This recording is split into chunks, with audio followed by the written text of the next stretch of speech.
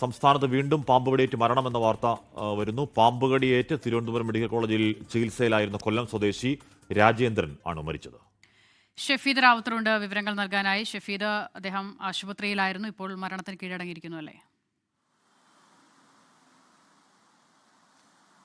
അതെ, ചികിത്സയിലിരിക്കുകയായിരുന്നു. അതായത് സംസ്ഥാനത്ത് വീണ്ടും പാമ്പുകടിയേറ്റുള്ള മരണം എന്നുള്ളതാണ് ഇപ്പോൾ പുറത്തേക്ക് വരുന്ന വാർത്ത. കഴിഞ്ഞ വെള്ളിയാഴ്ചയാണ് ഈ കൊല്ലം സ്വദേശിയായിട്ടുള്ള, അതിൽ പറയുന്നത് വട്ടത്തറ എന്ന് പറയപ്പെടുന്ന സ്ഥലത്താണ്, അവിടെ ആ സ്വദേശിയായിട്ടുള്ള രാജേന്ദ്രൻ 64 വയസ്സായിരുന്നു. അദ്ദേഹം ഈ രണ്ട് കണ്ണുകൾക്കും അദ്ദേഹത്തിന് കാഴ്ചയുണ്ടായിരുന്നില്ല. വീട്ടിൽ അദ്ദേഹം ഇരിക്കുന്നതിനിടെയാണ് അണലിയുടെ കടി കേൾക്കുന്നത്. ആദ്യം കൊല്ലത്തെ ആശുപത്രിയിലും പിന്നീട് തിരുവനന്തപുരം മെഡിക്കൽ കോളേജ് ആശുപത്രിയിലും പ്രവേശിപ്പിച്ചു. അദ്ദേഹത്തിന്റെ ആരോഗ്യനില വഷളായിരുന്നു. അതിന് പിന്നാലെ ഇന്ന് രാവിലെ മരണം സ്ഥിരീകരിക്കുകയായിരുന്നു. ഇപ്പോൾ നടപടികൾ പൂർത്തിയാക്കി മൃതദേഹം ബന്ധുക്കൾക്ക് വിട്ടു നൽകിയിട്ടുണ്ട്. ഹഷ്മി അസിത.